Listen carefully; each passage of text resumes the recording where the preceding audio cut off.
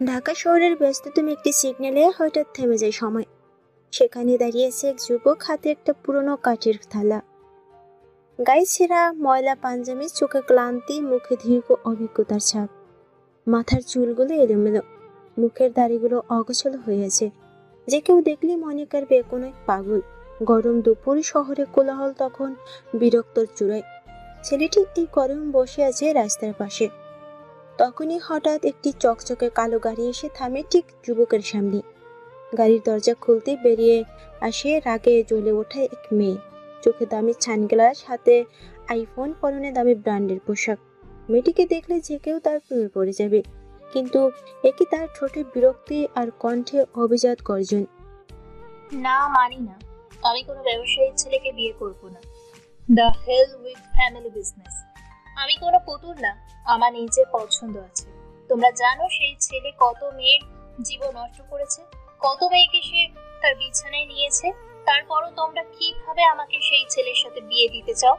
তোমাদের কাছে কি আমি শুধুমাত্র বিজনেসের মোহরা? এসব কথা বলে রাগে ফোনটা কেটে দিয়ে ঈশিতা দীর্ঘ নিঃশ্বাস ফেলে হাঁটতে থাকে। এমন সময় তার সামনে এসে দাঁড়ায় ছেলেটি, গায়ে দুলো, চোখে ক্লান্তি। ছেলেটিকে দেখে ঈশিতার যেন রাগ চরম আসমানে উঠে গেছে। একটুখানি ভাত দেন, অনেকক্ষণ কিছু খাইনি। ঈশিতা হঠাৎ থমকে দাঁড়ায়, কিন্তু বিরক্ত চোখে তাকায় ছেলেটির দিকে। তুই আবার কোথা থেকে এলি? একদম এখান থেকে যা। মাথা এমনিতেই গরম, কে বিয়ে করবে না করবে সেই নিয়ে যুদ্ধ, আর তুই ভাত চাইছিস? শালা, নিজের জীবন তেজপাতা হয়ে পড়ে আছে আর তুই আসছিস ভাত চাইতে? যা বা। ভাতের দাম তো জানি না, শুধু ক্ষুধার দাম জানি। ঈশিতার চোখ কিছুটা নরম হয়, একটা অদ্ভুত চিন্তা মাথায় আসে। সে চিন্তায় বিভোর হয়ে ওঠে। ছেলেটাকে দেখে তার মনে এক অন্যরকম টান জেগে ওঠে। শোনো, তুমি কি এক সপ্তাহের জন্য আমার স্বামী হতে পারবে? ছেলেটা পুরো কুঁচকে তাকায়। মেয়েটির কথা শুনে যেন ছেলেটির মুহূর্তের মধ্যেই পাথর হয়ে গেছে। ছেলেটা নড়তেও পারছে না, আবার বসতেও পারছে না। সে দাঁড়িয়ে মেয়েটির দিকে একে দাঁড়িয়ে তাকিয়ে আছে। কি বললেন ম্যাডাম? আপনি কি আমাকে এখন কিছু বললেন নাকি? আমি বলছি, আমার পরিবার আমাকে বিয়ে দিতে চায় এক ধনী ছেলের সাথে। সেই ছেলেটা এতটাও ভালো না, সে কত মেয়ের জীবন নষ্ট করেছে তা আমি জানি। সে নেশা করে, জুয়া খেলে, খুন খারাপি, মারপিট সবই করে। বাবার টাকা পয়সা আছে বলে কোনো দিন জেলেও যায়নি। আমি তাদের দেখাতে চাই যে আমি আমার জীবন নিজের মতো করে চালাতে পারি। তুমি ভিখারি, তাই পারফেক্ট। অভিনয় করবে আমার স্বামী হিসেবে 1 সপ্তাহ, বিনিময়ে পাবে 5 লক্ষ টাকা। ছেলেটি কিছুক্ষণ চুপচাপ থাকে, একদানে মেয়েটার দিকে তাকিয়ে আছে, তারপর বলে, তুমি আমাকে কিভাবে জানো আমি ভিখারি? তোমার অবস্থা তো দেখেই বোঝা যাচ্ছে। ছেঁড়া জামা, কাদা লাগা মুখ, কাঠের থালা, আর একটু আগেই তো খাবার জন্য আমার কাছে কিছু টাকা চাইলে। ছেলেটি মৃদু হাসে, তবে বলে, দেখো, অনেক সময় বিভ্রান্ত করে, তবুও প্রস্তাব মন্দ না, তবে আমারও একটা শর্ত আছে। তোমার শর্ত বলো দেখি। এই 7 দিনে তুমি যদি আমার অভিনয়ের প্রেমে পড়ে যাও, সেটা তোমার দায়িত্ব, আমার না। ছেলেটার এ কথা শুনে মেয়েটা হা করে হেসে ওঠে। ছেলেটার কথা যেন মেয়েটার কাছে অনেকটা জোকসের মতো লাগছে। প্লিজ, আমি একদম ভিখারির প্রেমে পড়বো? Don't be funny. শুধুমাত্র তোমাকে স্বামী হিসেবে রেন্টে নিচ্ছি, যাতে আমি আমার মর্জি মতো চলতে পারি। ঠিক আছে, দেখা যাক কে কাকে হারায়। স্বাক্ষর কোথায় করব? ঈশিতা একটা ছোট পেপারে কন্টাক্ট টাইপ কিছু লিখে দেয়, যেখানে লেখা রয়েছে, আমি দিশা রহমান, স্বেচ্ছায় একজন ভিখারিকে 7 দিনের জন্য আমার স্বামী হিসেবে পরিচয় দেব। বিনিময়ে সে পাবে 5 লক্ষ টাকা। 7 দিন পর সম্পর্ক বাতিল। সে তার রাস্তায় আর আমি আমার রাস্তায়। ছেলেটা পকেট থেকে পুরনো পেন বের করে সই করে দেয়। তোমার নাম কি? আমার নাম রফিক, বাকি পরিচয় পরে বলবো। আচ্ছা, তুমি তোমার নাম্বার দাও, আমি কালকে সকালে তোমাকে আমার বাড়িতে নিয়ে যাব। আর তুমি কোথায় থাকো? তো মোবাইল নেই, তাই নাম্বারও দিতে পারতেছি না। আমি এই পাশেই থাকি, কালকে সকালে এলেই আমাকে এখানে পাবে। তাই নাম্বার বা ঠিকানার কোনো দরকার নেই। ঈশিতা চলে যায়। রাত পেরিয়ে পরের দিন সকাল হয়। সকালবেলা একটি কালো গাড়ি আগের দিন রাত্রে সেই জায়গায় আসে। সেখানে একটি মেয়ে নামে। এই মেয়েটি হলো ঈশিতা। সেই এপাশ ওপাশ করে খুঁজতেছে কিছু কিছু দূরে রফিক নামের ছেলেটি বসেছিল। সে হাত উঁচু করে তার দিকে আসে। পরনে তার আগের দিনের মতোই ছেঁড়া ফাটা পোশাক। এটা দেখে ঈশিতা তাকে গাড়ির পিছনে সিটে বসতে বলে। ঈশিতা আর তার ভাড়াটে স্বামী রফিক গাড়ির ভিতরে রয়েছে। গাড়ি চলতেছে, বাইরে ঠান্ডা বাতাস, ভিতরে গা ছমছমে উত্তেজনা। ড্রাইভার, আগে শপিং মলে চলো। শপিং মলে কেন? যা জামা কাপড় পরে আছো, এইসব পরে তো আর আমার বাড়িতে যেতে পারবা না, হয়তো গেট পর্যন্ত ঢুকতে পারবা না। তাই আগে তোমার বেশভূষা পরিবর্তন করতে হবে, তাই শপিং মলে যাচ্ছি। গাড়ি চলতে থাকে। প্রায় ঘন্টাখানেক পর 6 তলা বিশিষ্ট একটি শপিং মলের সামনে গাড়ি এসে থামায়। দুজনেই গাড়ি থেকে নেমে পড়ে। ঈশিতাকে শপিং মলের ভিতরে ঢুকতে দিল। রফিককে শপিং মলের দারোয়ান আটকে দেয়, বলতে থাকে, এই ফকিরের বাচ্চা পকেটে কানাগুই নিয়ে আসছে শপিং মলে, বের হ এখান থেকে। আর ভুলেও গেটের সামনে থাকবি না, একদম দূরে যাবি। চলো আমার সাথে। দারোয়ানের কথা শুনে ঈশিতা গেট থেকে ঘুরে এসে এবং রফিকের হাত ধরে বলে। দারোয়ানদের এই দৃশ্য দেখে স্তব্ধ হয়ে গেছে, কারণ কোটিপতির স্মার্ট মেয়েকে নিয়ে একজন বেকারের হাত ধরে শপিং মলের ভিতরে নিয়ে যাচ্ছে। নিজের চোখ বারবারই 2 হাত দিয়ে কষতাচ্ছে। আসলে সে কি স্বপ্ন দেখতেছে নাকি, এই ভেবে ঈশিতা আর রফিক শপিং মলের ভিতরে প্রবেশ করলো। শপিং মলের লোকেরা সবাই তাদের দিকে চেয়ে আছে। ঈশিতা কারোর দিকে না তাকিয়ে রফিককে কিছু জামা কাপড় কিনে দিল টল করার জন্য। রফিক সেগুলো নিয়ে টল রুমে গিয়ে পরে আসলো। এবার রফিককে দেখে ঈশিতা ক্র্যাশ খেয়ে গেল। তার সাথে বাকি শপিং মলের লোকেরাও যেন স্তব্ধ। এতক্ষণ যাকে ভিখারি হিসেবে দেখলো, এই পোশাকে তাকে যেন রাজকুমারের মতোই লাগছে। ম্যাডাম, কেমন লাগছে আমাকে? একদম সিনেমার হিরোদের মতো, শুধু চুল দাড়ি একটু ঠিক করতে হবে, কোনো ব্যাপার না।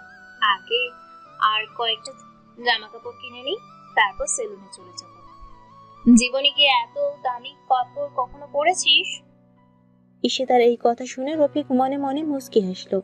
তার মুচকি হাসার কারণ ঈশিতা বুঝলো না। যাই হোক, এখন চলো গাড়িতে গিয়ে বসো, চুল দাড়ি ঠিক করে তারপর আমার বাড়িতে নিয়ে যাবো। ঈশিতা রফিককে নিয়ে সেই সেলুনে গেল। সেলুনের মালিক জিজ্ঞেস করলো সে কিরকম হেয়ার স্টাইল দেবে। দোকানদার কিছু হেয়ার স্টাইল সাজেস্ট করলো। তার মধ্যে থেকে ঈশিতা একটা হেয়ার স্টাইল দোকানদারকে দেখিয়ে দিল। সেই হেয়ার স্টাইলটা হিসেবে রফিককে হেয়ার কাট করা হলো। রফিকের ফাইনাল লুক যেন একদম অন্য লেভেলের হয়ে গেছে। তাকে দেখে যেন চেনাই যাচ্ছে না এই সে কাল রাতের ভিখারি। এখন তোমাকে আমার বাড়িতে নিয়ে যাওয়া যায়, এখন তোমাকে দেখলে কেউ বলবেই না যে তুমি ভিখারি বা গরিব। এরপর ঈশিতা রফিক গাড়ির কাছে এলো। গাড়ি চলতেছে তার গন্তব্যে। ঈশিতা এবার রফিককে বলল, তোমাকে আমার বাবা মার সামনে গম্ভীর থাকতে হবে, বেশি কথা বলবে না। ভিখারিরাও গম্ভীর হতে পারে, জানো? হিউমার বাদ দাও, এটা সিরিয়াস। আমার ফ্যামিলি খুব স্ট্রিক্ট। কেউ যদি তোমাকে চিনে ফেলে, অবশ্য যেভাবে সাজা গোজা করেছো, কেউ চেনার কথা না, কিন্তু তবু সাবধানের মান নেই। চিনলে তো মজাই হবে। ঈশিতা বিরক্ত হয়, তার ঘাড় ঘুরিয়ে বাইরে তাকায়। মোটামুটি ঘন্টাখানেক পর গাড়ি এসে একটা জায়গায় থামে, একটা বড় বাড়ির সামনে। বাড়ির গেট খুললেই বিশাল একটা প্রাসাদ বাংলো দেখা যায়। ভিতরে পিচ ঢালা রাস্তা, দুই পাশে বাগান। রিসিপশনিস্ট এসে গাড়ির দরজা খুলে দেয়। ঈশিতা ও রফিক হাত ধরে ভিতরে প্রবেশ করে। সামনে দাঁড়িয়েছিলেন ঈশিতার বাবা মহসিন রহমান, মা রুবিনা রহমান এবং চাচাতো বোন তানিয়া। সাথে ঈশিতা যার সাথে বিয়ে ঠিক হয়েছিল সেই ছেলেরাও ছিল। তাদেরকে এভাবে আসতে দেখে ছেলেটা যেন পুরো স্তব্ধ হয়ে গেছে। যখন দেখলো যে ঈশিতা ছেলেটা হাত ধরে আছে, তখন মহসিন বলতে শুরু করলো, এসো, কে ও? আর এভাবে হাত ধরে আছিস কেন? আমার স্বামী, আমি তাকে ভালোবেসে বিয়ে করেছি। ঈশিতা এই কথা যেন পুরো পরিবেশ সফট হয়ে যায়। এক মুহূর্তে নীরবতা ছড়িয়ে পড়ে গোটা বাড়িতে। সবাই একে অপরের মুখ চাওয়াচাই করতেছে। এই লোক তো কোথায় যেন, এই লোককে আমি দেখেছি। ঈশিতা, তুমি জানো যে তোমার সাথে আমার বিয়ে ঠিক হয়েছে, তারপরও কিভাবে তুমি বিয়ে করতে পারলে? তোমার মতো ছেলেকে বিয়ে করার থেকে আমি মরে যাওয়াই পছন্দ করব। যাই হোক, এখন আমার বিয়ে হয়ে গেছে, তুমি আসতে পারো। কি আছে এর কাছে যে তাকে তুমি বিয়ে করলে? না আছে টাকা, না আছে বাড়ি গাড়ি, আর আমাকে দেখো, আমার টাকা বাড়ি গাড়ি কোনো কমতি নেই। তোমাকে আমি আগেই বলেছি তোমাকে আমার পছন্দ না। তোমার মতো লম্পট ছেলেকে আমি কখনোই বিয়ে করব না। এটা তো আমি তোমাকে অনেক আগেই জানিয়ে দিয়েছিলাম। তারপরও কেন তুমি আমার পিছনে পড়েছিলে? ইস্যু, তুমি পাগল হয়েছো? তোমাকে আমরা বলেছিলাম যে আমরা তোমার জন্য ছেলে ঠিক করে রেখেছি, তারপরে তুমি কোন হিসেবে বিয়ে করছো? মনে পড়েছে, এই ছেলেটাকে তো আমি সেদিন ভিক্ষা করতে দেখেছিলাম। একটা ভিখারি এসে তার বয়ফ্রেন্ড ছিল, এখন সে আবার স্বামী। হোয়াটস রাবিশ! ঈশিতা, তুই কি পাগল হয়ে গেছিস? একজন ভিখারিকে বিয়ে করেছিস? কি বলো তানিয়া, এই ছেলে ভিখারি? আমি তো ভেবেছিলাম গরিব হবে, কিন্তু এত দেখি গরিব আলট্রা প্রো ম্যাক্স। ঈশিতা, শেষ পর্যন্ত কিনা তুমি একটা ভিখারিকে বিয়ে করলে। থাকো তুমি, আমি গেলাম। ভালোই হয়েছে তোমার মতো মেয়ের সাথে আমার বিয়ে হয়নি। কথাটা বলে স্বামী সেখান থেকে চলে যায়। তানিয়া বলতে শুরু করে, ছেলেটাকে সেদিন একটা নাইট ক্লাবের সামনে ভিক্ষা করতে দেখেছিলাম। আমার কাছে ভিক্ষা চাচ্ছিল, আমি তাকে থাপ্পড় দিয়েছিলাম, আরো অনেক অপমান করেছিলাম, যার জন্য আমার ভালো করে মনে আছে সেই ভিখারি ছেলেকেই। রফিক মাথা নিচু করে দাঁড়িয়ে ঠোঁটে হালকা হাসি। আমি ভিখারি হয়তো, কিন্তু মনটা পরিষ্কার। তোর পরীক্ষা মন দিয়ে কি আমরা আয়না দেখবো না জল খাবো? দেখ, আমার হাজবেন্ডকে নিয়ে একটাও বাজে কথা বলবি না। তুই কিভাবে পারলি? এত বড় পরিবার, এত সম্মান, আর তুই এই ভিখারি লোককে বিয়ে করলি? কারণ আমি কাউকে খুঁজছিলাম যে আমাকে ভালোবাসবে আমার জন্য, not just my name and money. এই ভিখারি তোদের মতো ছেলেদের আমার খুব ভালো করে চেনা আছে। বড় লোকের মেয়েকে ভুলিয়ে ভালিয়ে প্রেমের ফাঁদে ফেলে তাদের সম্পত্তি হরপ করার চিন্তা ভাবনা করতেছিস, তাই না? তোকে আমি কোনোদিনও সফল হতে দেব না। এসো, তুমি তো একজন শিক্ষিত মেয়ে, তুমি তো ভালো করে বুঝো এইসব ভিখারিদের সবসময় বড় লোকের সম্পত্তির উপর লোভ থাকে। রফিক মৃদু হাসে।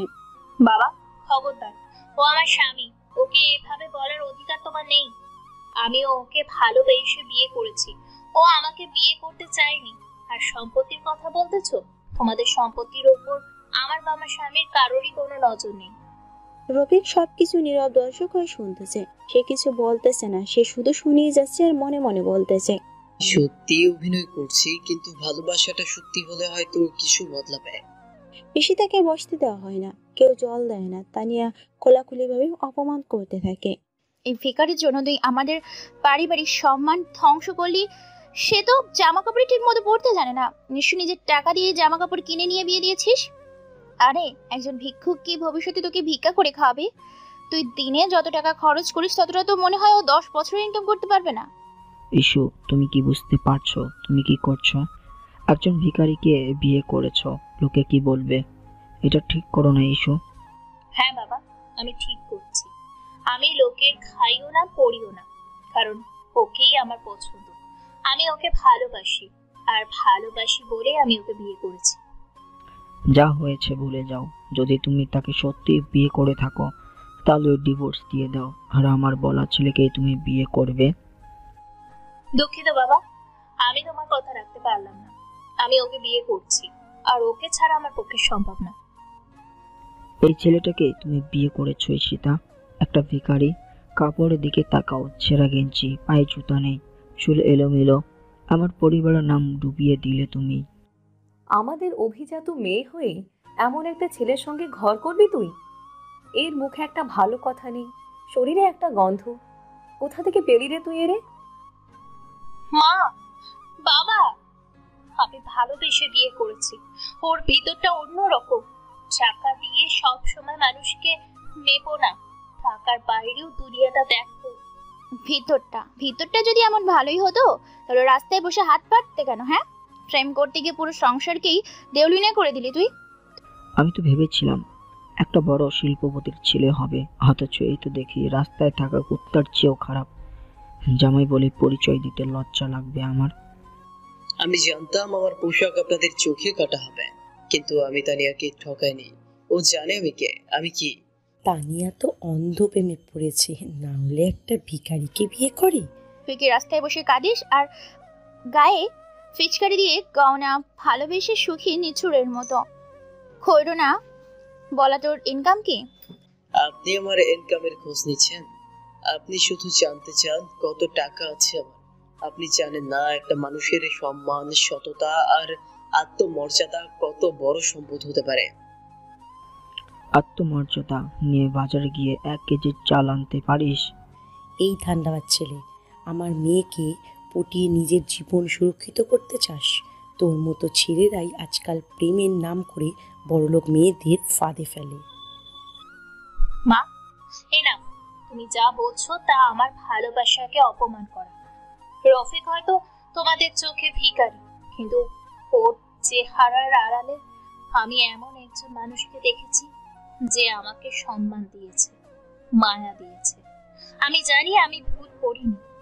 আহারে, দেখো দেখো, প্রেমে পাগলা বড় আপু, একে বিয়ে করে এখন আমাদের কি বকা দিচ্ছ? ঈশিতা, তুমি কি বুঝছো না? তুমি একটা ভিখারিকে এনে আমাদের নাম ধ্বংস করছো। আজই বলো, তুমি এই ছেলেকে তালাক দিবে? রফিক নীরবে দাঁড়িয়ে থাকে। এক পর্যায়ে দুর্গলায় বলে, যদি টাকা দিয়ে মানুষ মাপা হয় তাহলে আপনারা অন্ধ। হ্যাঁ, আমার টাকা দিয়ে মানুষ মাপি। আজকাল টাকা ছাড়া দুনিয়া চলে না। এই যে মনে কর, তুমি কিসের জন্য ভিক্ষা করতেছো? 2 টাকা কামানোর জন্য, ভালো খাবার খাওয়ার জন্য, ভালো জামা কাপড় পরার জন্য। যদি তোমার কাছে টাকা থাকতো তাহলে তোমার আর ভিক্ষা করা লাগতো না। তানিয়া তো অন্ধ প্রেমে পড়েছে, না হলে একটা ভিখারিকে বিয়ে করে? আর আপু, তুমি দুনিয়াতে কি আর কোনো ছেলেই খুঁজে পেলে না? শেষ পর্যন্ত একজন পথের ভিখারিকে বিয়ে করলে। এর থেকে তো মনে হয় আমাদের বাড়ির দারোয়ানে বেশি ইনকাম করে। ঈশিতা, এখনই তুমি এই ভিখারিকে ডিভোর্স দিয়ে আমার ঠিক করা ছেলেকে বিয়ে করবে, নয়তো আমি ভুলে যাব তুমি আমার আদরের মেয়ে। আমি ওনাকে ছাড়তে পারবো না। এটাই যদি তোমার শেষ কথা হয়ে থাকে তাহলে কিন্তু তুমি আমাদের পারিবারিক ব্যবসা থেকে চিরদিনের জন্য বরখাস্ত হয়ে যাবে। ঠিক আছে, যদি তোমাদের এটাই সিদ্ধান্ত হয়ে থাকে তাহলে আমি তোমাদের পারিবারিক ব্যবসা কেন, তোমাদের বাড়ি ছেড়েই চললাম। সামান্য একটা ভিখারির জন্য তুই রাজপ্রাসাদ আর রাজ্য ছেড়ে চলে যাবি? এখনো ভেবে দেখ, এই ভিখারির সাথে গেলে তুই জীবনে কিছু করতে পারবি না, না ভালো মন্দ খেতে পারবি আর না ভালো মন্দ কিছু করতে পারবি। বাবা, আমি ভালো মন্দ খেতে পারি আর না পারি, আমি ওর সাথেই সুখী হব। আর বাবার টাকায় সবকিছু হয় না। টাকা দিয়ে কখনো ভালোবাসাকে মাপতে যেও না। তোমরা তোমাদের টাকা নিয়ে থাকো, যেই দিন তোমাদের মনে হবে যে টাকা ছাড়াও দুনিয়া চলে, সেই দিন আমাকে ডাকবে। আর নয়তো ভুলে যেও ঈশিতা নামে তোমাদের কোনো মেয়ে ছিল। এই বলে ঈশিতা রফিকের হাত ধরে চলে আসে। ঈশিতা যখন রফিকের হাত ধরেছিল তখন রফিক ঈশিতার দিকে একধারে তাকিয়েছিল। আচ্ছা ম্যাম, একটা কথা বলার ছিল, যদি অনুমতি দেন তো বলতে পারি? হ্যাঁ বলো, কি কথা? ম্যাম, আমি তো আপনার ভাড়া করা স্বামী। আপনি তো নিজেই বললেন 7 দিনের জন্য আপনি আমাকে ভাড়া করেছেন, কিন্তু আপনি এইভাবে বাড়ি ছেড়ে আমার হাত ধরে চলে এলেন। আমার সাথে কি আপনি থাকতে পারবেন? হ্যাঁ, প্রথমত তোমাকে আমি ভাড়াটে স্বামী হিসেবেই পেতে চেয়েছিলাম, কিন্তু এখন মনে হচ্ছে তুমি আমার স্বামী হওয়ার যোগ্য। আমার পুরো পরিবার টাকার অন্ধ হয়ে গেছে। তারা মনে করে আমি তাদের টাকা আর তাদেরকে ছাড়া চলতে পারবো না। আমিও তোমাদেরকে দেখিয়ে দেব আমিও ওদের ছাড়াও চলতে পারি। আমি আপনার পাশে সব সময় থাকবো ম্যাম। আমাকে আপনি বলা বন্ধ করো, নাম ধরে বা তুমি করেই বলতে পারো। আচ্ছা ম্যাম। আবার ম্যাম বলতেছো? সরি সীতা। চলো, এবার আমি ছোট্ট একটা ফ্ল্যাট ভাড়া করে নিয়েছি, ওইখানেই আমরা থাকবো। আমি যতদূর পারি আমি সংসার চালাবো, আর তুমিও ভিক্ষা করা বাদ দিয়ে এখন একটা জব খোঁজার চেষ্টা করো। আমাকে কে জব দিবে বলো? না আছে আমার শিক্ষাগত যোগ্যতা আর না আছে আমার টাকা পয়সা। চিন্তা করো না, পেয়ে যাবে। এইভাবে কথা বলতে বলতে ঈশিতা ও রফিক ফিরে আসে শহরের ছোট্ট একটা ফ্ল্যাটে। সবকিছু নতুন সংসার না, তবে অভিনয় নাট্যমঞ্চ। রাতে ঘুমাতে যাওয়ার সময় তোমার কষ্ট হচ্ছে?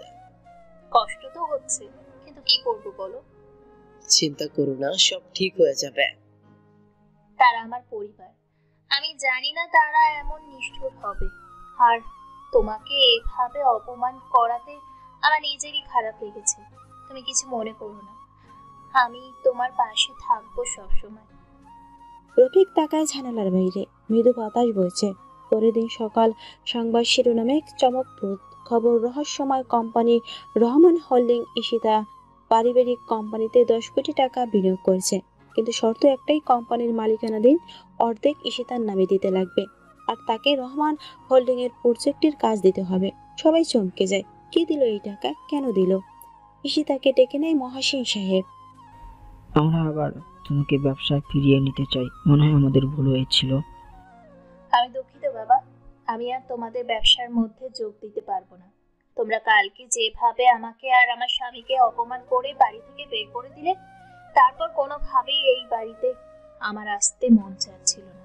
তারপরও তোমাদের কথা ভেবেই আমি এসেছিলাম। কালকের ঘটনার জন্য আমরা সবাই দুঃখিত। তুমি প্লিজ আবার আমাদের কোম্পানিতে যোগ দাও। তুমি যোগ না দিলে রহমান হোল্ডিং এর 10 কোটি টাকা তাদেরকে ফেরত দিতে হবে। এত বড় একটা কন্ট্রাক্ট পেয়েছি, তাই আমাদের মন চাচ্ছে না কাজটা হাতছাড়া করতে। কিন্তু আমি এটা বুঝতে পারতেছি না, এত বড় কোম্পানি থেকে আমাদের মতো ছোট কোম্পানিতে এত টাকা কে বিনিয়োগ করলো? ঈশিতা নিজেও অনেকটা অবাক হয়ে আছে, কে তাদের কোম্পানিতে 10 কোটি টাকা বিনিয়োগ করলো এবং শর্ত রেখেছে তাকে কোম্পানির অর্ধেক মালিকানা দেওয়ার জন্য। ঈশিতা মনে মনে ভাবতেছে, কে হতে পারে? রফিক নয়তো আবার ঈশিতা? না, রফিক তো নিজেই ভিখারি, সে 10 কোটি টাকা কিভাবে দেবে? তা নিয়ে সন্দেহ পড়ে যায়, ঈর্ষা বেড়ে যায় তার। আমি কোনোভাবেই ঈশিতাকে কোম্পানিতে যোগ দিতে দিব না। আমার অনেক দিনের স্বপ্ন আমি এই কোম্পানির এমডি হব, কিন্তু কে এই ব্যক্তি যে কোম্পানিতে 10 কোটি টাকা বিনিয়োগ করলো, আবার শর্ত রেখেছে ঈশিতাকে কোম্পানির মালিকানা অর্ধেক দেওয়ার জন্য? এই লোকের জন্য আমার স্বপ্ন ভেঙে চুরমার হয়ে গেল। ছাড়বো না, এই লোককে ছাড়বো না, ঈশিতাকেও ছাড়বো না। অন্যদিকে রফিক আগের দিন রাতে ফোনে কারোর সাথে কথা বলে। যখন ঈশিতা গভীর ঘুমে মগ্ন, প্রথমে রফিক ভালো করে চেক করে দেখে ঈশিতা ঘুমিয়েছে কিনা। রফিক তার বাটন ফোন বের করে বারান্দায় গিয়ে একজনকে কল লাগায়। রিং হতে থাকে, অপর পাশ থেকে একজন ফোনটা তোলে। তখনই রফিক বলতে শুরু করে, তাকে প্রেজেন্টেশনে যেতে দাও, আমি আরেকটা সাপোর্টিভ কোম্পানি দিয়ে তার পাশে থাকবো, কিন্তু এখনো তাকে আমার আসল পরিচয় বলো না।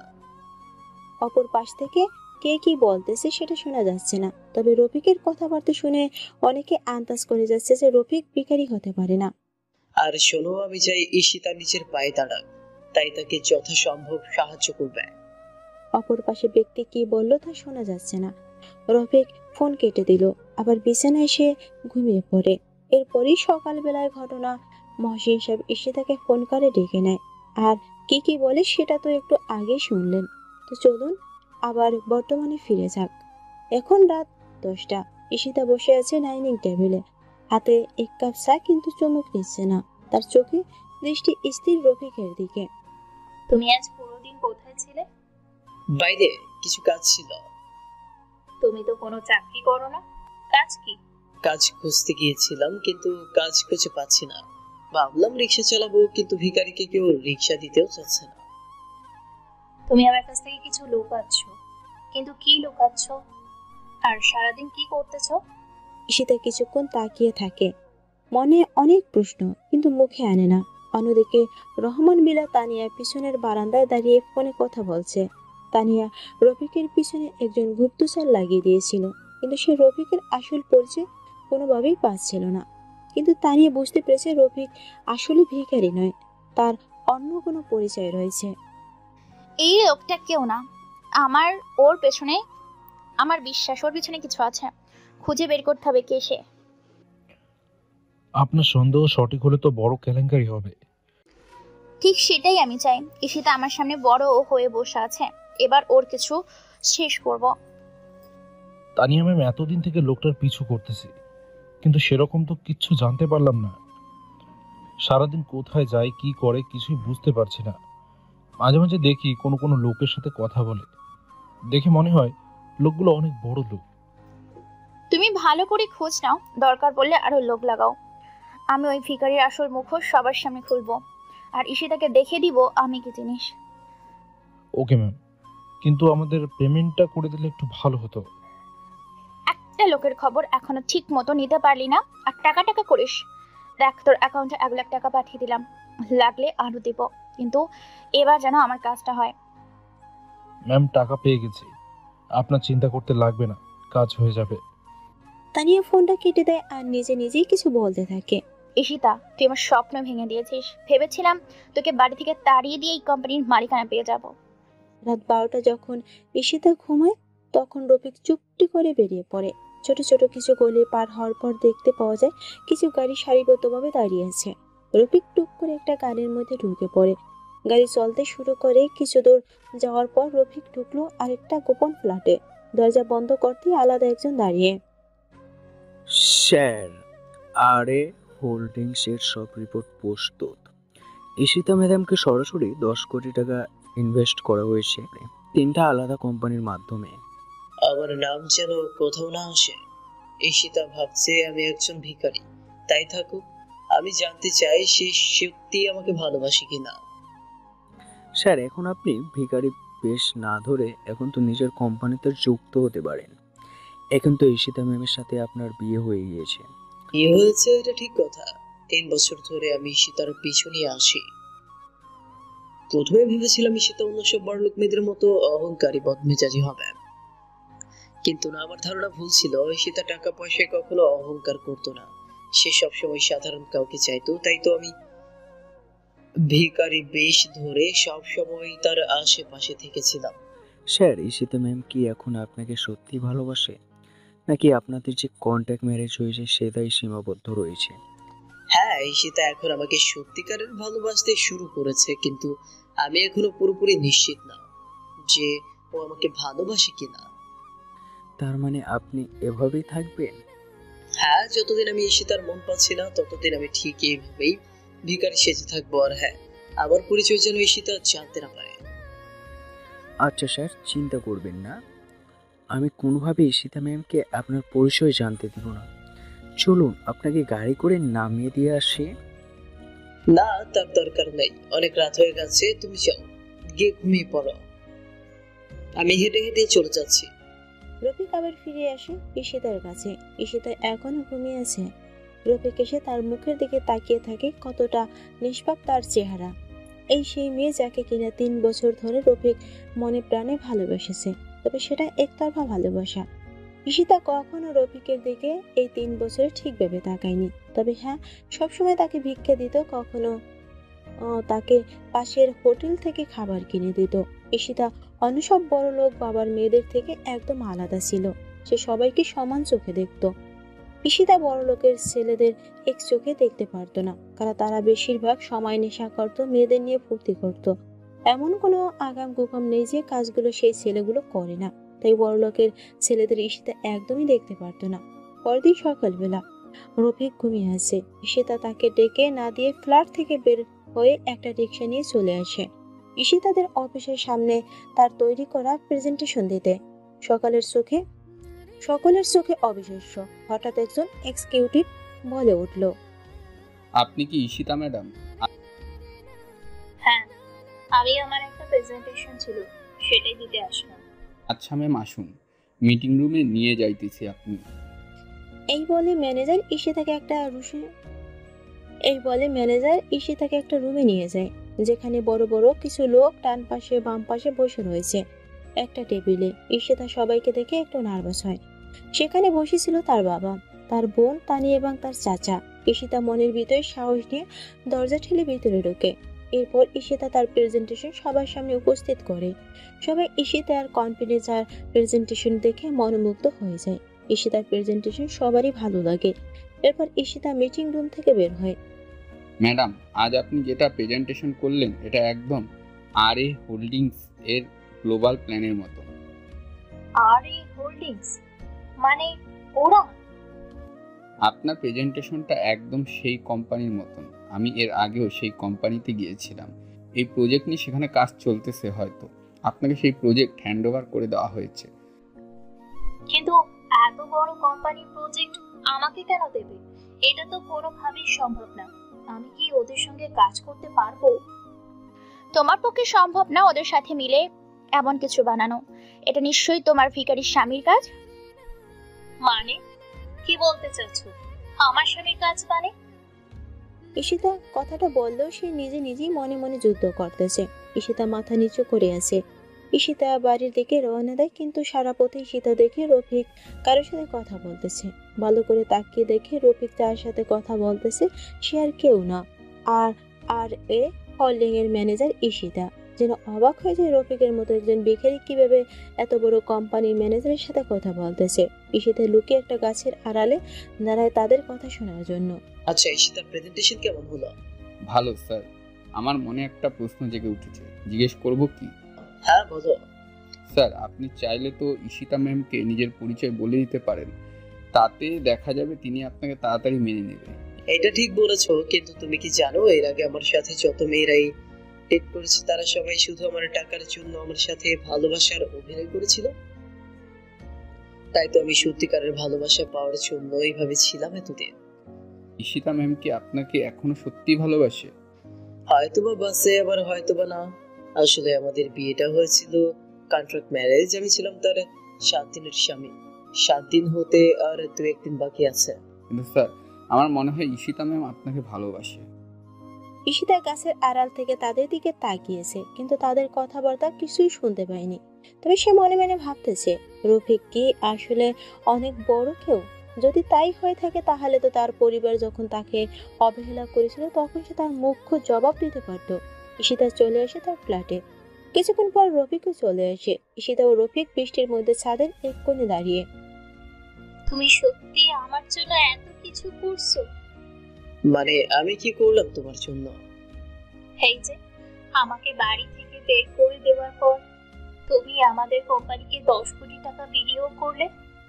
রফিক হাসতে থাকে। আমার মনে মনে রফিক ভাবতেছে, ঈশিতাকে কিছু জেনে গেল নাকি। কি বলো এসব তুমি?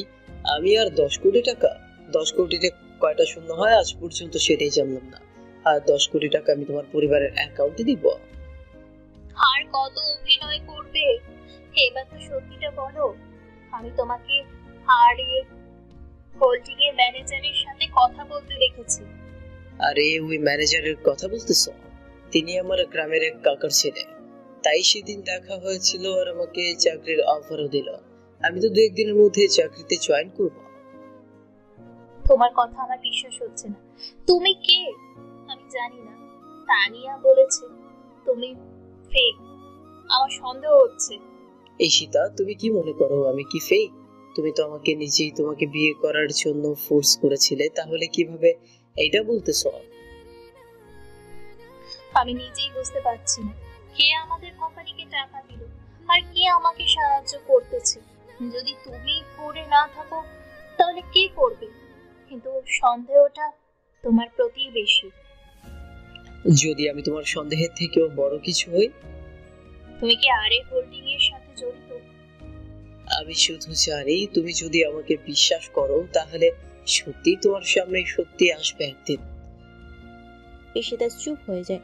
বৃষ্টির আওয়াজে নিচে তার হৃদয়ের স্পন্দন যেন নিজের সুর খুঁজে পায়। রফিক তার ম্যানেজারকে ফোন করে। কোম্পানির মধ্যে নিরাপত্তার ব্যবস্থা করো, আমি খুব তাড়াতাড়ি আসতে চলেছি।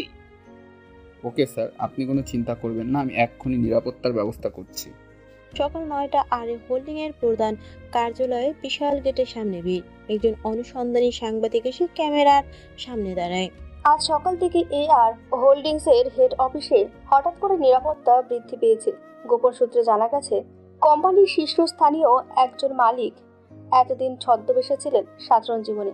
কে তিনি, কেন এমন করলেন, এই নিয়ে শুরু হয়েছে জল্পনা। অন্যদিকে ঈশিতা ঘরে। ঈশিতা দাঁড়িয়ে আছেন আয়নার সামনে। তিনি চোখে মুখে অনিশ্চয়তার কৌতূহলের ছায়া। তার ফোনে বেশি ওঠে আরে হোল্ডিং এর হেডলাইন, নাম্বার 1 বিজনেস আইকনের পরিচয় ঘিরে ধসা।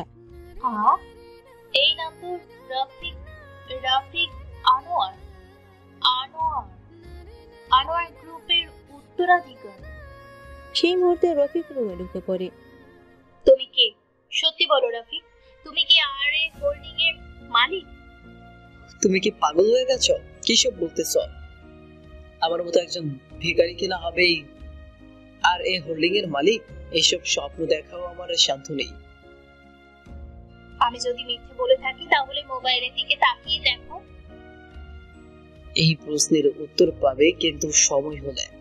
আমি চাই না তুমি আমাকে টাকায় মাপো, আমি চেয়েছি ভালোবাসায় চিনো।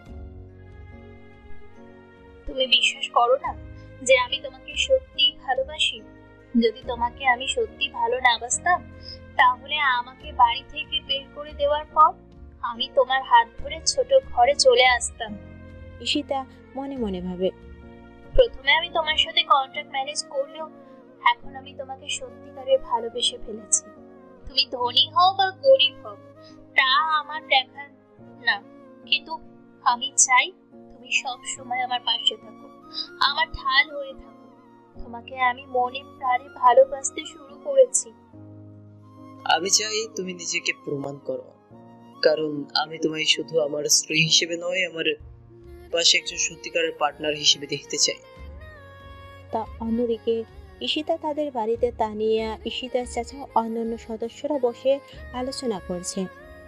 ওর স্বামী একটা ভিখারি, এই মেয়েটা আমাদের পরিবারের নাম ডুবিয়েছে, আর এখন ঘর বাড়ি ছেড়ে ওই ভিখারির সাথে সংসার করতেছে। অলরেডি জানাজানি হয়ে গেছে, সবাই এই বিষয়টা নিয়ে থুতু ঢালতেছে। এখনো যদি সবকিছু ঠিক করা না চায় তাহলে আমাদের পরিবারের মান সম্মান সব ধুলোয় মিশে যাবে। সে আমাদের পরিবারের সম্মানের কথা ভাবলো না, একটা ভিখারির হাত ধরে বাড়ি ছেড়ে চলে গেল। তাকে মনে হয় আমাদের পরিবারের সদস্য হিসেবে স্বীকৃতি না দেওয়াই ভালো। আমি বলতে চাচ্ছি আমরা ওকে বের করে দিই এই কোম্পানি থেকে, হুকুমনামা জারি করি। ঠিক আছে, আজকের সিদ্ধান্ত, ওর মতো মেয়ে পরিবারের থাকার চেয়ে না থাকাই ভালো। ঈশিতা ঢুকে পড়ে রুমে, হাতে কিছু কাগজপত্র, মুখে কোনো লেগে আছে শাসি। আমাকে সরানোর আগে আমার পারফরমেন্স দেখুন। আমি 7 কোটি টাকা নতুন ইনভেস্ট এনে দিয়েছি আর এই হোল্ডিংস এর থেকে। কি কে দিল ইনভেস্টমেন্ট? একদম, যে আমার উপর বিশ্বাস রাখে, যার নাম এখন বলা নিষেধ, কিন্তু সময় হলে তোমরা নিজেরাই চিনে যাবে। তবে যদি তোমরা আমাকে পরিবার বা পারিবারিক ব্যবসা থেকে বের করে দাও তাহলে আমার কোনো যায় আসে না। আমি এই ইনভেস্টমেন্টটা অন্য কোনো কোম্পানিকে দিয়ে দেব, সেখান থেকে আমি প্রফিট পাবো। কে বলেছে আমরা তোমাকে পরিবার থেকে বের করে দেব? মনে থাকে যেন। আর হ্যাঁ, আমার স্বামীকে নিয়ে বাজে মন্তব্য না করলে আমি খুশি হব। তাহলে আসি আজকে। ঈশিতা ঢুকে পড়ে রুমে, হাতে কিছু কাগজপত্র, মুখের কোণে লেগে আছে হাসি। ঈশিতা কথাগুলো বলে সবার সামনে থেকে চলে যায়। ঈশিতার কথাটা শুনে পরিবারের সবাই অনেকটা খুশি, কিন্তু শুধু খুশি হতে পারেনি তানিয়া।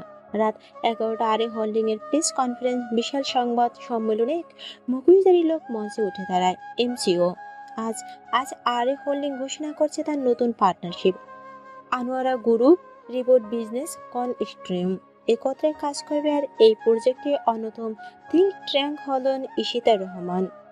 এই কথা শুনে সবাই যেন স্তব্ধ হয়ে যায়। অনেকে অনেক কিছু বলাবলি করতেছে, কেউ বলতেছে, ঈশিতা সে তো কিছুদিন আগে ভিখারিকে বিয়ে করলো, নিজের পরিবার থেকে তাকে তো বহিষ্কৃত করে দেওয়া হলো, তাকে কিনা এত বড় ধরনের প্রজেক্টের হেড বানানো হচ্ছে, একজন সাংবাদিক বলে বসে। ঈশিতা ও তো কয়েকদিন আগেও বহিষ্কৃত হবার মতো অবস্থায় ছিল। সাংবাদিকের কথায় সবাই সহমত হয়। সাংবাদিকের কথা শুনে মুখোশধারী লোকটি মঞ্চ থেকে উঠে মাইকের কাছে যায় আর বলতে শুরু করে, কারণ আমি ওর উপর বিশ্বাস রেখেছি। ঈশিতা প্রমাণ করেছে বিশ্বাসযোগ্যতা, মেধার ন্যায়ের সাথে থাকলে কাউকে ব্যাকআপ দিলে সে চলে উঠতে পারে। স্যার আপনি কে? আমি কে সেটা বড় কথা নয়, আমি কি করতে পারি সেটাই বড় কথা। হয়তো আমাকে অনেকেই চেনে, আবার হয়তো অনেকেই চেনে না। তবে যারা আমাকে চেনে তারা আমাকে দেখলে একবারে চিনে ফেলবে আমি কে। অনেকে হয়তো এই প্রেস কনফারেন্সটা দেখতেছে, আমি যখন আমার চেহারা দেখাবো তখন হয়তো অনেকেই বিশ্বাস নাও করতে পারে যে এটাই আমি। স্যার আমরাও দেখতে চাই আপনি কে, আপনার পরিচয় কি? যদি আপনি আপনার মুখের মাস্কটা খুলে ফেলতেন তাহলে আমরা আপনার চেহারাটা দেখতাম। আজকে তো সবার সামনে নিজের চেহারা দেখাবো বলেই তো এখানে উপস্থিত হয়েছে। কথাগুলো বলি লোকটি মুখোশ খুলে ফেলে। লোকটির মুখে দেখি সবাই চমকে ওঠে। তিনি আরশ আনোয়ার, দেশের সবচেয়ে প্রভাবশালী গোপন ধনী, যিনি বছর খানেক ধরে জনসচরাচর চোখের আড়ালে ছিলেন। অনেকেই আবার বলতেছে এ তো সেই ভিখারি যে রাস্তায় রাস্তায় ঘুরে বেড়াতো। এই কিভাবে এত বড় প্রেস কনফারেন্সে থাকতে পারে? হ্যাঁ, আমি সেই ভিখারির ছদ্মবেশে ঈশিতাকে কাছ থেকে বুঝতে চেয়েছি। ও আমাকে সম্মান দিয়েছে, ভালোবাসা দিয়েছে, তাই আমি আমার পরিচয় গোপন রেখেছি এখন পর্যন্ত। ঈশিতা অন্য সব মেয়ের থেকে একদম আলাদা। সে আমার স্ত্রী, তাকে আমি 3 বছর ধরে ভালোবাসি বললে ভুল হবে। 3 বছর ধরে আমি তাকে চিনি। সে অন্য সব মেয়েদের থেকে একদম আলাদা। আমি ভিখারি হওয়া সত্ত্বেও সে আমাকে তার সর্বোচ্চ দিয়ে ভালোবেসেছে। আমার জন্য সে তার পরিবার ছাড়াও হয়েছে, তবুও সে আমার সঙ্গ কখনো ছেড়ে দেয়নি। তাই আমি তাকে আমার এই প্রজেক্টের দায়িত্ব দিয়েছি, আর ভবিষ্যতে আমার কোম্পানির ভাইস প্রেসিডেন্ট তাকেই করব। রফিকের ড্রেস কনফারেন্স ভাইরাল হওয়ার সঙ্গে সঙ্গে ঈশিতার পরিবার তুলকালাম। আরশ আনোয়ারের মুখ উন্মোচিত হবার খবর 1 ঘন্টার মধ্যে ভাইরাল হয়ে যায়। সব TV channel, online portal, social media সবকিছুতেই শুধু একটি নাম, আরশ আনোয়ার ভিখারি ছদ্মবেশে কোটিপতি। ঈশিতার চাচা, তানিয়া, অন্যান্য আত্মীয় স্বজন স্তব্ধ। ঘটনার আকস্মিক যেন নিঃশব্দ হয়ে পড়েছে পুরো পরিবার। তারা যেন বিশ্বাসই করতে পারতেছে না তারা যাকে ভিখারি বলে বাড়ি থেকে তাড়িয়ে দিয়েছিল, যাকে কিনা কত কটুর কথা বলেছে, সে কিনা একজন কোটিপতি। বিশ্বাস হবেই বা কি করে? ঈশিতা তো নিজেই বিশ্বাস করতে পারছে না। 3 বছর ধরে ভিখারি সেজে থাকা ছেলেটি কিনা ঈশিতাকে আগে থেকেই পছন্দ করে। ঈশিতার জন্যই নাকি কোটিপতি ছেলেটা এতদিন ধরে ভিখারির বেশে ছিল, সবার অবহেলা অত্যাচার সহ্য করেছিল। আমরা তোকে অপমান করেছিলাম। ভিখারি কিনা কোটিপতি? কি করে হতে পারে এটা? আমরা কি অত স্বপ্ন দেখতেছি নাকি এটাই বাস্তব? আমি তো তাকে ভিখারি বলে ধাক্কা দিয়ে বের করে দিয়েছিলাম, কত অপমানই না করেছিলাম। আমি তো ভেবেছিলাম ঈশিতাকে সরিয়ে আমি ঈশিতার জায়গা নিব, কিন্তু এই ছেলেটা ছেঁড়া ফাটা জামা কাপড় পরে সারা থাকা সেই ছেলেটাই কিনা একজন কোটিপতি, যে ঈশিতার সাহায্য করতেছে। সে ঈশিতাকে মনে প্রাণে ভালোবাসে। ঈশিতা তখনও কিছুটা অস্ত্রসিক্ত চোখে খবর দেখছে। সে বিশ্বাস করতে পারছে না যে মানুষটিকে সে ভালোবেসেছে, সেই দেশের সবচেয়ে গোপন কোটিপতি, তাও কিনা তার জন্য ছদ্মবেশে ভিখারি সেজেছিল এতদিন। ঈশিতা ফোনে আরশকে কল করে। দুপাশে কিছুক্ষণের নীরবতা। তারপর, তুমি আমাকে বিশ্বাস করো, আমি জানতাম না তুমি কে, কিন্তু আমি তোমাকে ভালোবেসেছি শুধু রাফি হিসেবে। কিন্তু তুমি যে এত বড় একজন কোটিপতি সেটা আমার জানা ছিল না। হয়তোবা এখন আর আমি তোমার যোগ্য না। চুপ, কে বলেছে তুমি আমার যোগ্য না? তোমার সে ভালোবাসা আমাকে আবার মানুষ করেছে ঈশিতা। আমি ছদ্মবেশে বেরিয়ে সত্যিকারের ভালোবাসা খুঁজেছিলাম, আর সেটা পেয়েছি তোমার মধ্যে। আজ 3 বছর ধরে আমি তোমার পেছনে পড়ে আছি, তোমাকে চিনেছি, তোমাকে বুঝেছি। তুমি অন্য সব মেয়েদের থেকে একদম আলাদা। তুমি টাকাকে নয়, মন দেখে মানুষকে ভালোবাসো। যদি সত্যি তুমি আমাকে ভালোবেসে থাকতে, তাহলে নিশ্চয়ই তোমার আসল পরিচয়ের কথা আমাকে অনেক আগেই বলতে। এইভাবে প্রেস কনফারেন্সে তোমার আসল পরিচয় আমার জানা লাগতো না। আমি তোমাকে অনেকবার বলতে চেয়েছিলাম, কিন্তু বলে উঠতে পারি নাই। ভেবেছিলাম তুমি আমাকে আসলেই ভালোবাসো কিনা। তুমি তো বড় লোকের ছেলেদের একদমই পছন্দ করো না। আমি ভেবেছিলাম আমি বড় লোকেটা জানার পর তুমি হয়তো আমার ধারে কাছেও আসবে না। আমাকে ভালোবাসা তো দূরের কথা, অন্য সব ছেলেদের মতো তুমি আমাকে খারাপ ছেলে ভাববে। তাই তো এই ভিখারির বেশে তোমার পাশে ছিল। এভাবে রফিক আর ঈশিতা ফোনে কথা বলতে থাকে। পরের দিন ঈশিতার পরিবার একটি পারিবারিক সভা ডাকে। সবার মধ্যে অপরাধবোধ, অনুশোচনা। ঈশিতা রফিককে নিয়ে আসে, তার পরিবেশে সকলে উঠে দাঁড়ায়। আমরা ভুল করেছি আরশ, তোমাকে ঠিকভাবে চিনতে পারিনি। আমাদের ওই দৈত্য চোখ বন্ধ ছিল।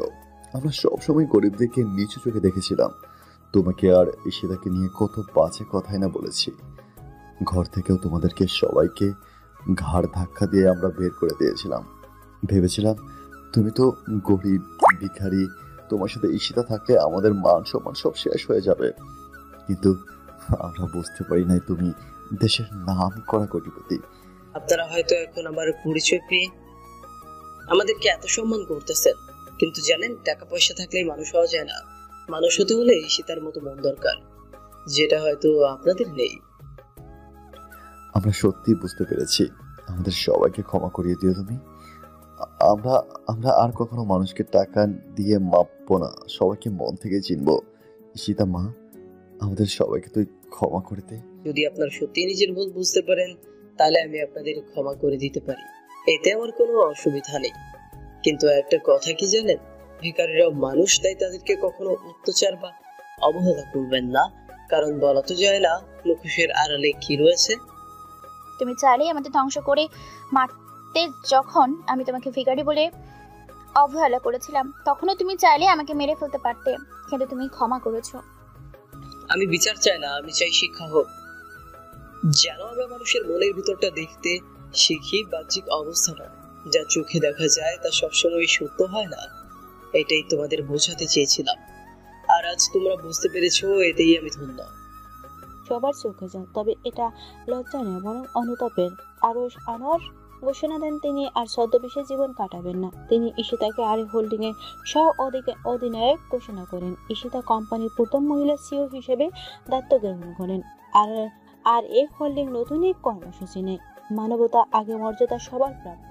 তার গরিবদের কর্মস্থান, শিক্ষা, পুনর্বাসনের লক্ষ্যে একটি ফাউন্ডেশন গঠন করেন। এভাবে স্বামী স্ত্রীর সংসার চলতে থাকে এতদিন। তারা ঘুরতে বের হয় ঠিক যেখানে গল্প শুরু হয়েছিল, একটি পুরনো গাছ। তার ছায়ে দুটি মানুষ বসে, একজন কখনো কখনো ভিখারি বেশি এসেছিল, অন্যজন তাকে মানুষ হিসেবে ভালোবেসেছিল। এই জায়গাটা থেকেই তো শুরু আমাদের গল্প। তুমি সেই থালা নিয়ে এসেছিলে, আমি টাকা দিয়েছিলাম, ভাবিনি আমি জীবনটা দিব। তোমার দেওয়া টাকা নয়, চোখের এক ফোঁটা অশ্রু আমাকে বদলে দিয়েছিল। ভিখারির হাতে ধরা ছিল ভালোবাসার থালা, আর আমি জানতাম না সেটা ছিল আমার জীবনের শ্রেষ্ঠ প্রাপ্তি। তোমার ভিখারি স্বামী কি সত্যি নির্দোষ? ইমেলের সঙ্গে আসে একটি পুরনো ভিডিও ক্লিপ, যেখানে দেখা যায় আরশ আনোয়ার একজন মানুষকে হুমকি দিচ্ছে। ভিডিওতে আরশ, তুমি যদি আমার কোম্পানির গোপন চুক্তি ফাঁস করো, তাহলে পরিণাম খারাপ হবে, তোমার জীবনও যেতে পারে। সাথে আরেকটি লাইন লেখা, তুমি ভাবছো আরশ একজন মহানুভ, তুমি তাকে চেনো না ঈশিতা। সে কত মানুষকে রাতের আধারে খুন করেছে, কত মানুষকে নির্মমভাবে হত্যা করেছিল, কত মানুষকে অত্যাচার করেছে। তার সাম্রাজ্য কি এমনি এমনি এত বড় হয়েছে? ঈশিতা হতবাক। ঈশিতা কোনো কথা না বলে শুধু অফিস থেকে বেরিয়ে আরশের দেওয়া সেই মিলাতে চলে যায়। আরশ দেখি ঈশিতা কিছু না বলে মন খারাপ করে চলে যাচ্ছে। আরশ ঈশিতার পিছু পিছু ভিলাতে চলে আসে। ঈশিতা, কি হয়েছে তোমার? এইভাবে কাউকে কিছু না বলে অফিস থেকে চলে আসলে? ঈশিতা কিছু বলে না, রফিকের সামনে থেকে চলে যায় বারান্দায়। ঈশিতা যেন ভাবতেও পারছে না রফিক একজন মানুষকে খুন করতেও দ্বিধাবোধ করছে না। একে সেই রফিক যে তাকে ভালোবেসেছিল। ঈশিতা, কোনোভাবে কি তুমি আমার উপর রেগে আছো? ঈশিতা কিছু বলে না। রফিক ঈশিতার সামনে দাঁড়ায়, তার গালে হাত দিয়ে তার কপালে একটা চুমু দেয়। ঈশিতা মোবাইলটা বের করে ভিডিওটা রফিকের সামনে ধরে। আরশ ভিডিও দেখছে। আরশ নিজেই জানে না এই ভিডিও সত্য, তবে আধা সত্য। এই ভিডিওটি ছিল 4 বছর আগের, যখন আরে হোল্ডিং এ একটি বড় চুরি হয় এবং এক কর্মচারী সেটার তথ্য বাইরে প্রতিদ্বন্দ্বী কোম্পানিকে বিক্রি করেছিল। আর সেই প্রতিদ্বন্দ্বী কোম্পানির মালিক ছিল স্বামী রহমান। এক সময় আরে হোল্ডিং এ আরশের সহপাঠী সরে প্রতিদ্বন্দ্বী। স্বামী ছিল ঈশিতার সাবেক বিয়ের প্রস্তাবদাতা। সে জানতো ঈশিতা তাকে ঘৃণা করত, আর এখন সে প্রতিশোধ নিচ্ছে। ঈশিতাকে আরশ থেকে আলাদা করতে ঈশিতা এরকম দ্বিধার মধ্যে পড়ে যায়। তার চোখে জল। ঈশিতা রবিকে সরাসরি প্রশ্ন করে, তুমি সত্যি হুমকি দিয়েছিলে? আমি হুমকি দিয়েছিলাম, কারণ আমার কোম্পানি ও হাজারো কর্মচারীর ভবিষ্যৎ ঝুঁকিতে ছিল। কিন্তু আমি কখনো কাউকে অন্যায়ভাবে ক্ষতি করিনি।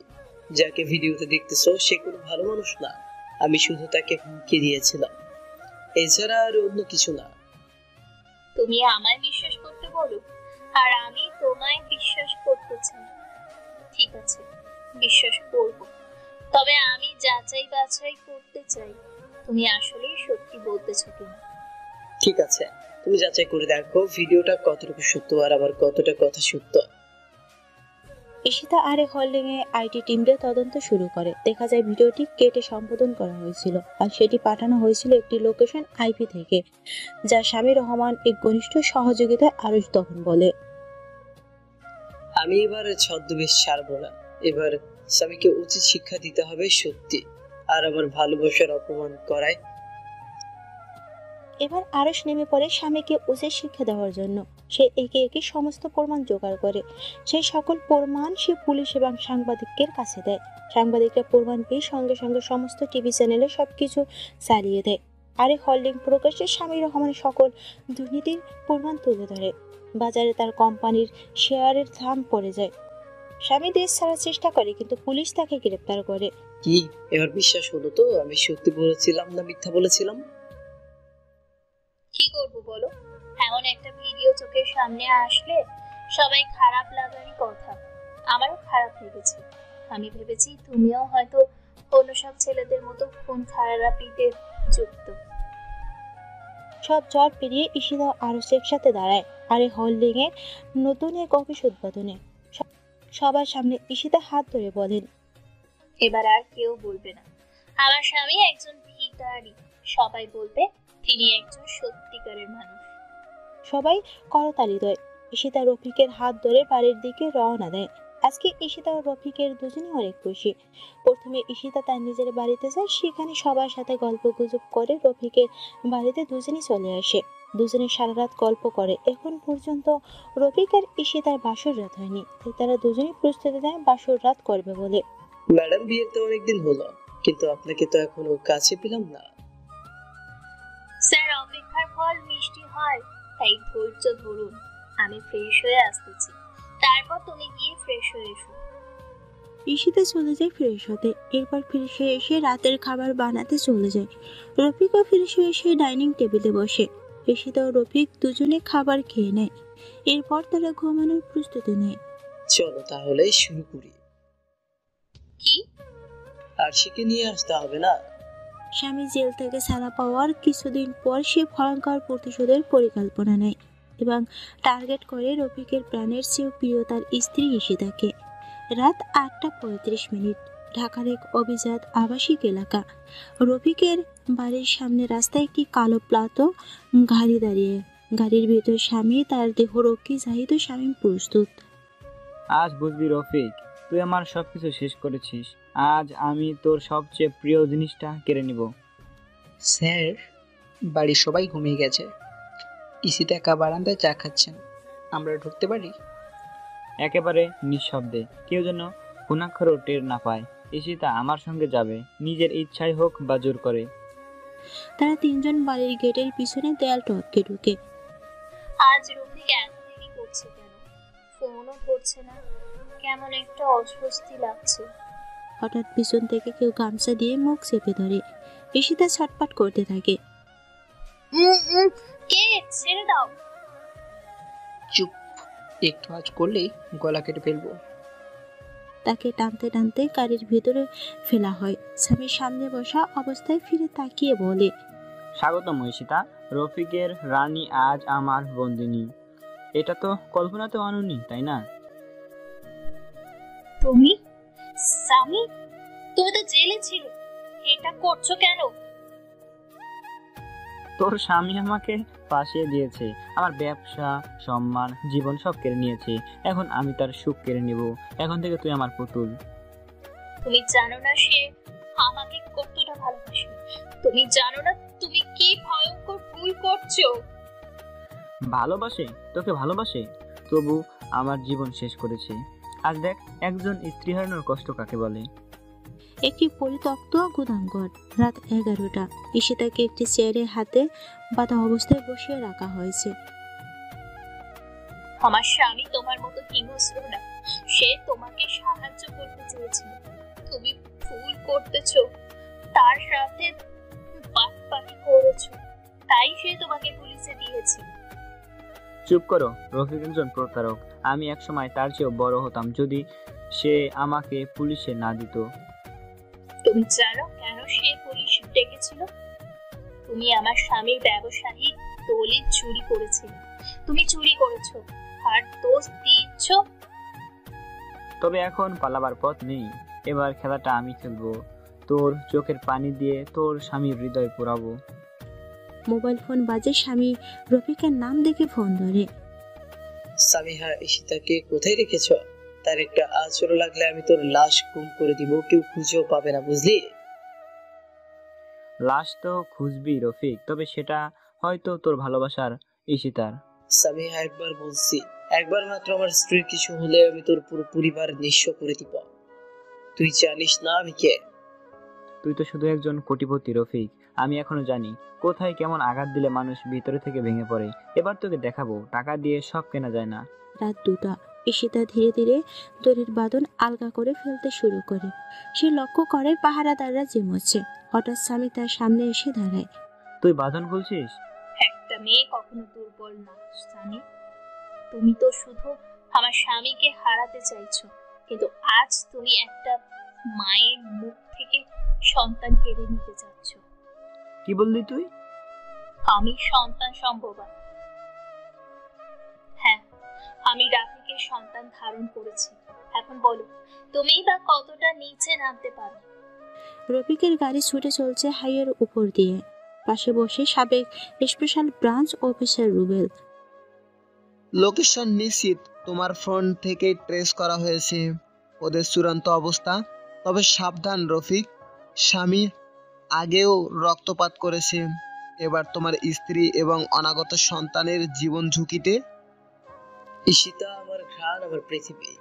আমি মরতে রাজি, কিন্তু ওদের গায়ে আঁচড়ও লাগতে দিব না।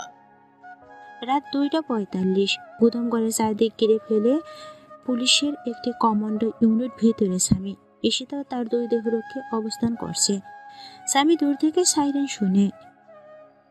তোর প্রেমিক বীর এসে গেছে ঈশিতা। আজকে রাতটা শেষ হওয়ার আগে কেউ না কেউ মরবে। তুমি এখনো একটা মানুষ না, একটা ছায়া, যে শুধু নিজের ক্ষত গুণে প্রতিশোধ নেয়। কিন্তু বিশ্বাস করো, তুমি যতই চেষ্টা করো, তুমি আমার রাফিকের মতো হতে পারবে না। চুপ, আর একটা কথা না। সে ঈশিতার দিকে বন্দুক তাক করে। ঠিক সেই সময় দরজার ভিতরে ঢুকে পড়ে রফিক রেপ সদস্যরা। চারদিকে ফ্ল্যাশ, গ্রেনেড, আলো এবং চিৎকার। গুলির আওয়াজ কেঁপে উঠে ঘর। ঈশিতা, আমি এসেছি। রাফিক, আমি এখানে। আর এক কদম এগোলেই তোর বউয়ের মাথা উড়ে যাবে রফিক। নতুন জীবন আমি সব হারিয়েছি তোর জন্য।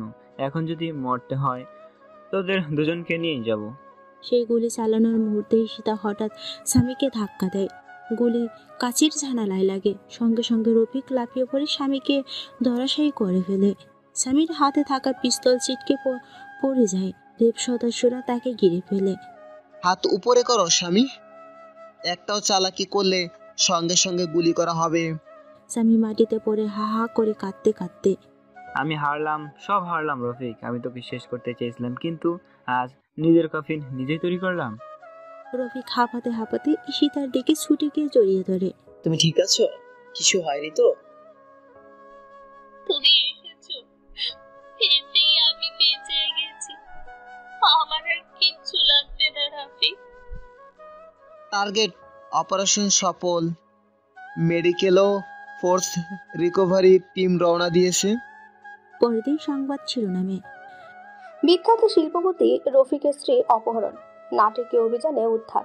অপরাধী স্বামীও গ্রেপ্তার, রফিক সাহেবের সাহসিকতায় সফল উদ্ধার। অপহরণকারী 10 বছরের কারাদণ্ডের সুপারিশ। কিছুদিন পর রফিক ও ঈশিতা একসাথে বাগানে হাঁটছেন। ঈশিতার পেটে সন্তানের স্পষ্ট আভাস। তোমার সেই কথাটা ভুলতে পারিনি। কোনটা? একজন স্ত্রী সে কখনো দুর্বল না। আমি গর্বিত যে তুমি আমার জীবন সঙ্গী। আর আমি গর্বিত যে তুমি শুধু একজন স্বামী না, একজন যোদ্ধাও। 5 বছর পর। আব্বু আব্বু, তোমার আর আম্মুর প্রথম দেখা কোথায় হয়েছিল? শহরে একটা গাছতলার নিচে। নানু ভাই বলেছে তুমি নাকি আম্মুকে খুব ভালোবাসতে। 3 বছর ধরে নাকি আম্মুর পেছনে ছিলে, তাও নাকি ভিক্ষা করতে আম্মুর কাছে। কিন্তু তুমি তো অনেক বড় লোক আব্বু, আমাদের তো গাড়ি বাড়ির অভাব নেই, তাহলে তুমি ভিক্ষা করতে কেন? ভিক্ষা কেন করতাম সেটা তুমি তোমার আম্মুকে জিজ্ঞেস করো। আর সে চলে যায় তার আম্মুর কাছে। রান্নাঘরে ঈশিতা তখন রান্না করতেছে আর সে তার আম্মুকে পেছন দিক থেকে জড়িয়ে ধরে। এসব কথা তোমাকে কে বলেছে আম্মু? আম্মু, আব্বু আগে নাকি ভিক্ষা করতো, এটা কি সত্যি? আম্মু, আমি বড়লোক ছেলেদের পছন্দ করতাম না, তাই তোমার আব্বু গরিব সেজে ভিক্ষা করতো। আমাকে নানু ভাই বলেছে। অত সব বাদ দিতাম বলতে, আব্বুকে সত্যি ভিক্ষা করতে এত কিছু থাকার পরে? আম্মু, তুমি কি আব্বুকে কত টাকা ভিক্ষা দিয়েছিলে? 5 টাকা। আমার বড়লোক আব্বুকে না আম্মুর কাছ থেকে 5 টাকা ভিক্ষা নিয়েছে। তুমি কেমন আম্মু, তুমি আব্বুকে বেশি টাকা দিতে পারতে না? চুপ, এখন তাড়াতাড়ি রেডি হও, স্কুল যেতে হবে তো নাকি? আর তোমার আব্বুকে আমার কাছে পাঠিয়ে দাও তো। আম্মু, আরেকটা কথা। মা বলো। আমার সব বান্ধবীর ভাই এসে, কিন্তু আমার ভাই নেই। আম্মু, আমার না ভাই লাগবে। আমার ভাই কবে আসবে? তোমার আব্বুকে পাঠিয়ে দাও, তারপর বলতেছি। পাঠিয়ে দিয়েছি, আমার কিন্তু তাড়াতাড়ি ভাই লাগবে। আচ্ছা আচ্ছা। আরুষি গিয়ে তার বাবাকে তার আম্মুর কাছে পাঠিয়ে দেয়। রফিক ঈশিতার কাছে এসে ঈশিতাকে পিছন থেকে জড়িয়ে ধরে জিজ্ঞেস করে, বড় তো হয়েছে, আজকে বলতেছে ওর নাকি ভাই লাগবে। কি বলো? তাহলে তো ভাই আনার মিশন শুরু করতে লাগে। হুকুম। চুপ, এখন তাড়াতাড়ি তুমিও রেডি হয়ে নাও, আরুষিকে স্কুলে দিয়ে তুমি অফিসে যাবে। হুকুম মহারানী। এরপর রফিক রেডি হয়ে খাওয়া দাওয়া করে আর আরুষিকে নিয়ে স্কুলে নামিয়ে দিয়ে তার অফিসে চলে যায়। অফিসে কাজ করে রাত্রে বাসায় আসে। এসে খাওয়া দাওয়া করে এসে তাকে নিয়ে তার রুমে যায়। আর আরিশের ভাইকে নিয়ে আসার মিশন শুরু করে। এভাবে চলতে থাকে রফিকের ঈশিতার প্রেম কাহিনী। ধনী হওয়া বড় হওয়া কথা নয়, ভালো মানুষ হওয়া সবচেয়ে বড় সম্মান। আর যিনি ভালোবাসার যোগ্যতা রাখেন তাকে কখনোই হারিয়ে দেওয়া যায় না। গল্পটি এখানেই শেষ।